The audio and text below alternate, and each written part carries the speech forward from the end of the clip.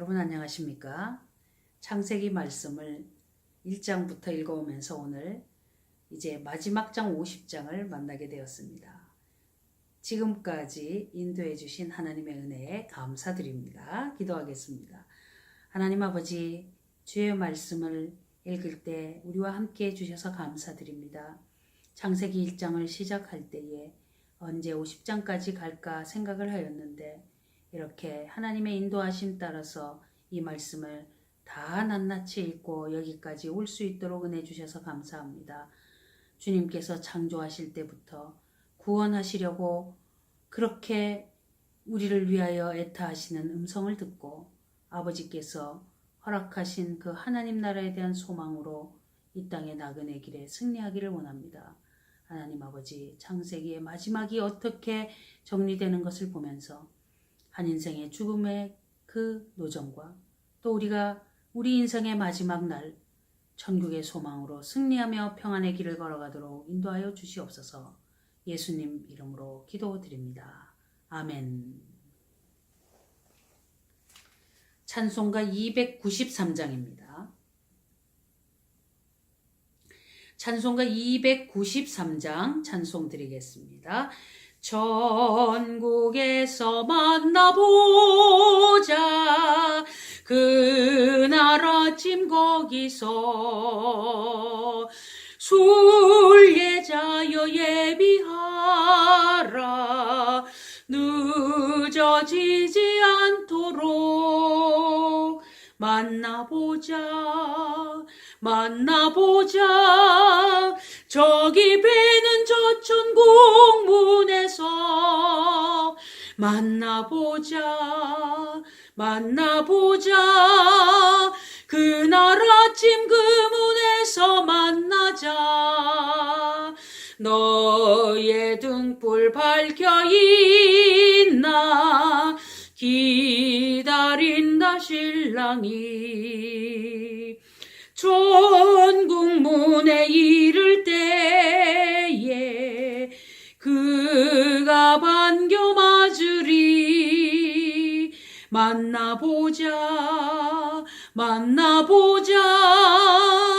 저기 배는 저 천국 문에서 만나보자 그날 아침 그 문에서 만나자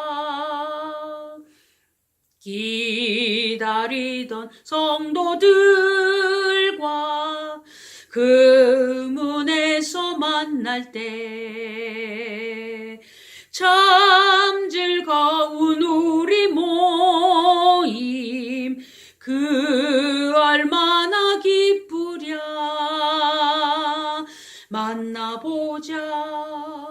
만나보자 저기 배는 저 천국 문에서 만나보자 그날 아침 그 문에서 만나자.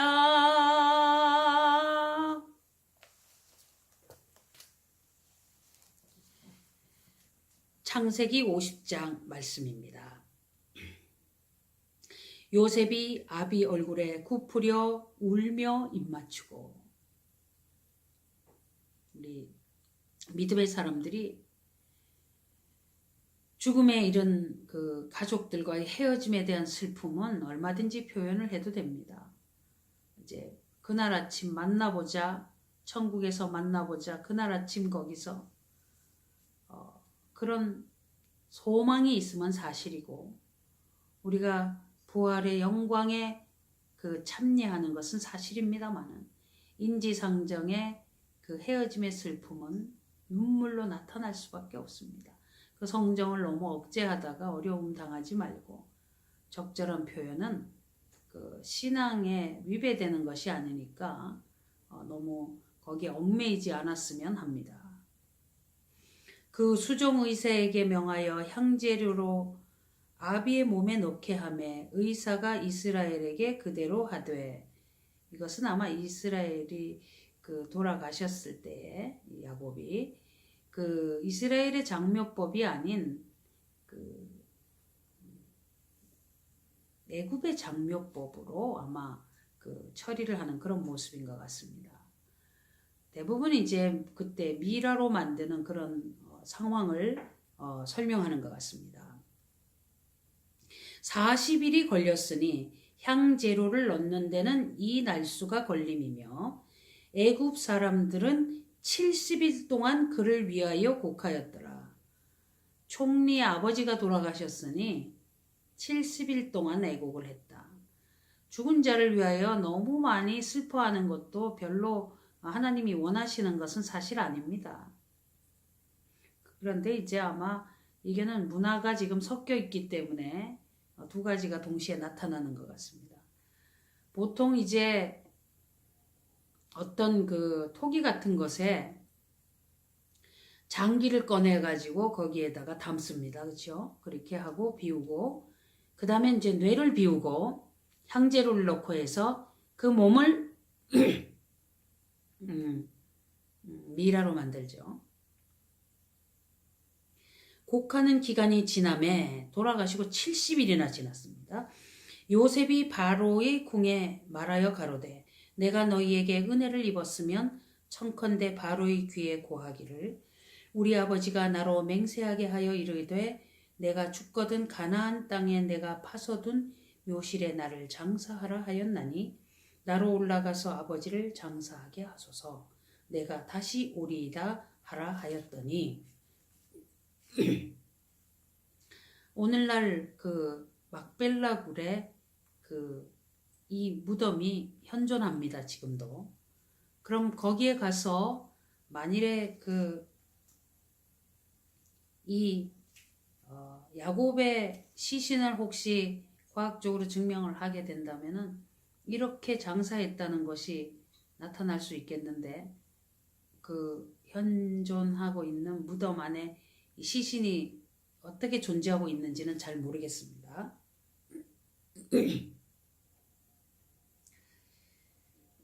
나로 올라가서 아버지를 장사하게 하소서 내가 다시 오리이다 하라 하였더니 갔다가 안 올까봐 바로가 가로되 그가 내게 시킨 맹세대로 올라가서 내 아비를 장사하라. 요셉이 자기 아비를 장사하러 올라가니 바로의 모든 신하와 바로 궁의 장로들과 애굽 땅의 모든 장로와 요셉의 온 집과 그 형제들과 그 아비의 집이 그와 함께 올라가고 그들의 어린 아이들과 양떼와 소떼만 고센 땅에 남겼으며 장례식 행렬이 어마어마했을 것 같습니다. 아주 상당히 놀라운 일이죠. 헤브론의 막벨라 굴이 있는 대로 애굽의 모든 장로가 올라가는 그런 대단한 일이 벌어진 현장이죠. 병거와 기병이 요셉을 따라 올라가니 그 때가 심히 컸더라. 우리나라도 예전에 장례를 치를 때 만장을 들고 가고 또 그 시신이 담긴 상여를 끌고 갈 때에 그 뒤에 길이 얼마나 많은 사람이 그 추종을 하느냐 이런 것들을 눈여겨봤던 역사가 있죠. 요즘은 이제 장례 문화가 달라져서 이제 발인 장례식을 하는 현장에 있고 또 이제 그 처리하는 곳에 따라갈 사람이 또 있고 이제 그런 식으로 우리나라 장례 문화가 조금 달라졌죠.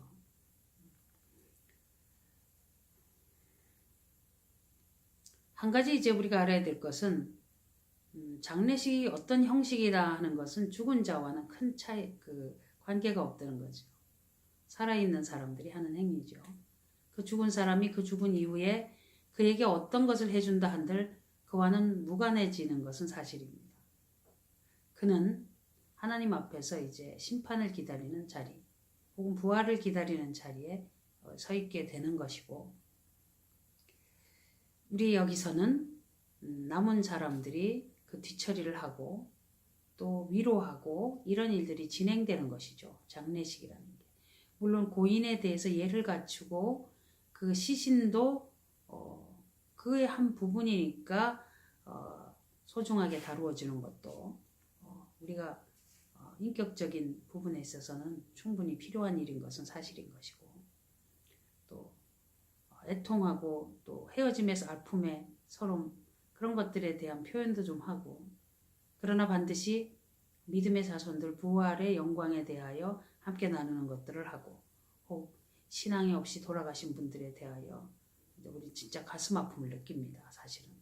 그런데 그 일에 대해서는 참 뭐라고 할 말이 없습니다. 뭐라고 어떻게 하기가 참 어렵죠. 장례식 현장에서 이 사람이 어떻게 됐습니다. 말하기도 어렵고 참 안타깝습니다. 죽음을 맞이하기 전까지 기회가 있을 때에 예수님을 영접하고 하나님의 자녀가 되는 이것에 대하여 인생의 모든 목표를 삼는 것이 얼마나 중요한지를 바로 그날에 절실하게 느끼게 되는 겁니다. 겸비하고 예비하고 준비하고 우리가 아까 찬송 부를 때 너의 등불 밝혀있나 기다린다 신랑이. 등불은 성도의 옳은 행실입니다. 기름이라고 표현하지만 기도하면서 바른 길로 가니까 기도다 이렇게 이야기하지만 한 요소가 될 수는 있어도 결과적으로 세마포 흰옷을 차려입는 옳은 행실이 겸비되고 예수님의 보혈의 피로 씻는 것이 준비된 것, 그것이 하나님 나라에 들어가는 예복을 차려입는 것입니다. 그래서 그것과 또 등불에 기름을 준비하는 것은 같은 맥락입니다. 그들이 요단강 건너편 아닷 타작마당에 이르러 거기서 크게 호곡하고 애통하며 요셉이 아비를 위하여 7일 동안 애곡하였더니 장례식이 거의 100일에 가깝게 그렇게 진행이 되네요. 그 땅 거민 가나안 백성들이 아닷 마장의 애통을 보고 가로되 이는 애굽 사람의 큰 애통이라 하였으므로 그 땅 이름을 아벨 미스라임이라 하였으니 곧 요단강 건너편이더라.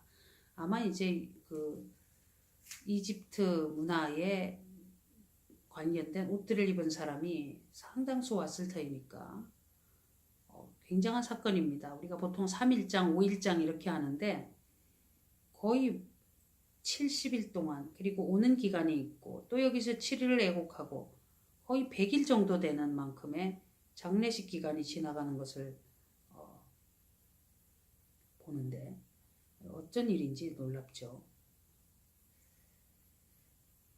야곱의 아들들의 부명을 조차 행하여 그를 가나안 땅으로 메어다가 마므레 앞 막벨라 밭굴에 장사하였으니 이는 아브라함이 헷 족속 에브론에게서 밭과 함께 사서 소유 매장지로 삼은 곳이더라. 요셉이 아비를 장사한 후에 자기 형제와 호상꾼과 함께 애굽으로 돌아왔더라. 요셉의 형제들이 그 아비가 죽었음을 보고 말하되 요셉이 혹시 우리를 미워하여 우리가 그에게 행한 모든 악을 다 갚지나 아니할까 하고 아버지 계실 때니까 참았지 지금 아마 심각할 것이다.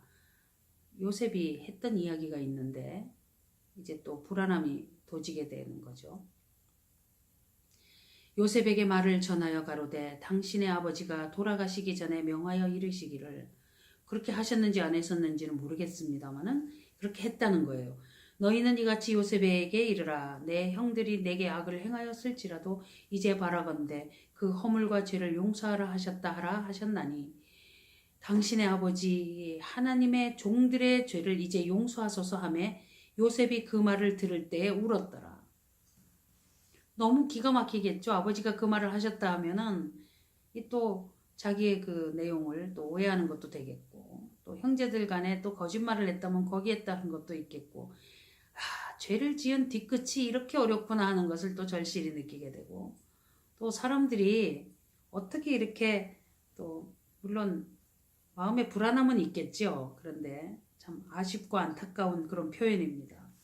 그 형들이 또 친히 와서 요셉의 앞에 엎드려 가로되 우리는 당신의 종이니이다. 얼마나 참 서글픔입니까? 이 관계가 상황이죠. 요셉이 그들에게 이르되 들어오 마소서 내가 하나님을 대신하리이까. 이 요셉이 쓴 이 용어가 우리가 참 매력적이다는 것을 봅니다. 내가 어떻게 이렇게 해서 하나님께 득죄하리이까. 하나님이 이런 것들을 알게 하실 겁니다. 그리고 또 내가 하나님을 대신하리이까. 하나님이 재판권을 가지고 심판하시는 것에 대하여 명백히 알기 때문에 이 말의 모든 내용은 범죄한 모든 것들에 대한 것은 이제 하나님 손에 있다는 것을 이야기하면서 또 그 모든 잘못한 것들에 대한 명백한 것도 있지만 그렇게 할 수 없다. 당신들이 나를 해하려 하였으나 하나님은 그것을 선으로 바꾸사 오늘과 같이 만민의 생명을 구원하게 하시려 하셨나니 나는 이 사건을 그렇게 본다. 그런 이야기죠. 그러니까 요셉 이야기가 시작되어서 여기까지 올 때의 모든 결론인 것입니다. 사람들은 해하려고 했는데 그것을 하나님이 선으로 바꾸셨다. 모든 일을 하나님이 선으로 바꾸신다. 그러니까 악을 마음대로 저지르자 이렇게 될까봐 이거를 일반화시켜서 막 말하기는 어렵습니다. 그렇지만 분명한 것은 우리가 주님 앞에서 감사한 것은 하나님이 어떻게든 끝까지 우리를 구원하시고 바로잡게 하시려고 하신다는 그 심정은 읽고 있는 거죠.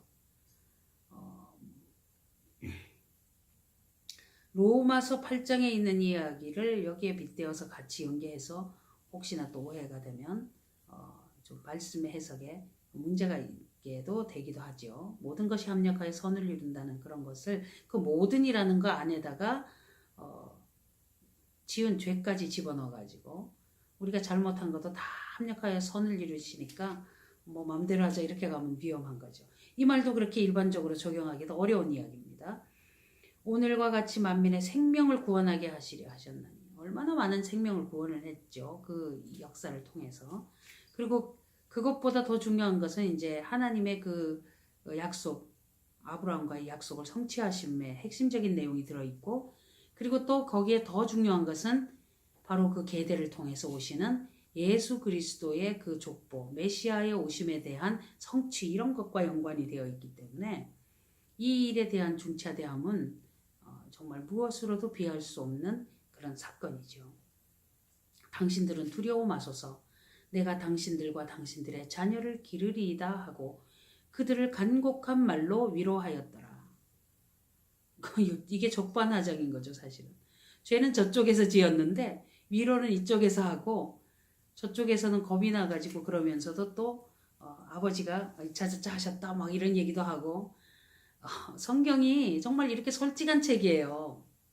그리고 성경이 미화해서 예쁘게 해가지고 뭐 사람들을 미혹하는 그런 책도 아니고 인생에 이어지는 일들을 적나라하게 이야기하면서 이런 인생임에도 불구하고 하나님이 주시는 은혜로 구원을 받고 주님이 인도하시고 끝까지 책임지시려고 하고 이런 것을 통해서 하나님의 마음을 알아들이게 되는 그런 것이 성경 읽기이고 그런 것이 성경 말씀이고 하나님의 뜻이고 우리가 이렇게 하면서 우리 하나님을 만나잖아요. 아 하나님 그렇군요. 그렇군요. 이러면서 요셉이 그 아비 가족과 함께 애굽에 거하여 110세를 살며 에브라임의 자손 3대를 보았으며 므낫세의 아들 마길의 아들들도 요셉의 스라에서 양육되었더라. 요셉이 그 형제에게 이르되 나는 죽으나 하나님이 너희를 권고하시고 너희를 이 땅에서 인도하여 내사 아브라함과 이삭과 야곱에게 맹세하신 땅에 이르게 하시리라 하고 이것은 아브라함에게 약속하셨고 이삭에게 약속하셨고 야곱에게도 약속하셨고 그 땅으로 돌아간다. 그 땅으로 돌아가는 것은 이들이 땅을 차지하고 사는 것도 핵심적이지만 계속 말씀드리지만 그 땅이 주는 복음, 그 땅을 통하여서 역사를 이루시고 구원의 그 놀라운 일들을 다 이루시는 그 하나님의 은혜 거기 초점이 있는 거예요. 요셉이 또 이스라엘 자손에게 맹세시켜 이르기를 하나님이 정녕 너희를 권고하시리니 너희는 여기서 내 해골을 메고 올라가겠다 하라 하였더라. 요셉이 110세의 죽음에 그들이 그의 몸에 향재료를 넣고 애굽에서 입관하였더라. 창세기 말씀이 입관으로 끝납니다. 창조에서 입관으로 끝나요. 창조의 새 역사에서 죽음으로 관뚜껑 닫으면서 끝나는 창세기. 정령 죽으리라. 그러나 하나님이 다시 살리시리라. 그러나 인생의 모든 역사의 끝은 죽음이었다. 죗값은 죽음이었다. 죽음의 아픔이 얼마나 큰지를 알게 하시죠. 그러면서 하나님께서 인생의 노정에 대한 설명, 그리고 우리의 갈 길, 그러나 또 하나님께서 그렇게 끝까지 붙드시고 사랑하시고 하나님이 그 예비하신 그 땅으로 인도하시려고 하는 그 소망의 그 어떤 그것을 우리가 갖고 살기를 원하시고, 그리고 그리로 인도하시고, 그 하나님이 우리를 그렇게 하시기를 원하신다는 거죠. 그러니 이스라엘아 돌아오려거든 내게로 돌아와라. 하나님께로 돌아와서 창조주 하나님의 피조물로서 죄를 지었으나 구원의 은혜의 길에 서 있는 우리로서 예수님의 은혜를 받은 사람이 되기를 원하는 그 길에서 그 확증을 받고 천국의 소망으로 죽음도 불사하고 이기고 승리하는 그 부활의 영광의 아침에 천국에서 만나보는 사람. 그래서 이 나그네 인생을 하나님 안에서 담담하게 지나가고 본향을 향하여 가는 걸음에 그 성숙함이 드러나므로 우리가 주님 앞에서 인생의 모든 마지막 종착역에 관뚜껑 닫을 때까지 하나님 안에서 잘 준비되어서 그날 아침 거기에서 만나보자. 여기에 합격을 하고 거기에서 우리가 찬송하며 영광 돌리는 그런 그 열망, 그런 어떤 희망, 그런 하나님이 주시는 그런 그 소원, 소망, 뭐라고 표현할 수 없는 엄청난 그것을 약속하신 하나님께 우리의 삶을 전폭적으로 맡기면서 우리의 인생을 걸어갑시다. 이렇게 창세기의 모든 노정을 마치게 되었습니다. 지금까지 이 길을 함께 걸어와 동행하고 동참하신 모든 분들께 감사를 드립니다. 그리고 하나님의 말씀을 하나하나 읽도록 인도해 주신 하나님께 영광을 돌립니다. 기도하겠습니다. 하나님 아버지, 우리가 하나님의 하신 그 일들 계시해 주신 말씀을 여기까지 읽어왔습니다. 하나님께서 허락하신 말씀을 하나하나 읽어올 때 우리가 다 알지는 못하겠지만 하나님이 우리를 함께 하시고 또 좋은 길로 인도하시고 또 마지막 때 승리하여 하나님 나라에서 함께 거하기를 원하시는 그 말씀을 읽으면서 가슴 찡한 느낌, 주님께서 그렇게 우리를 사랑하시는구나 하는 것에 대한 이 따뜻한 마음이 우리 속에 가득하며 우리도 주님의 뜻에 따라서 그 말씀 따라 살려고 하는 심정이 새롭게 됩니다. 우리 하나님 아버지, 이 길을 넉넉히 인도해 주시옵시고 이 어지럽고 험악한 나그네 인생길에 하나님의 함께 하심으로 복된 길, 평화로운 길을 걸어가도록 은혜를 베풀어 주시옵시고 무슨 일을 만나든지 만사 형통의 은혜를 받도록 인도하여 주시옵소서. 예수님 이름으로 기도드립니다. 아멘. 창세기 50장까지 함께 읽고 여기까지 인도하신 하나님의 감사합니다. 출애굽기의 말씀 함께 나누는 시간에 뵙도록 하겠습니다. 감사합니다.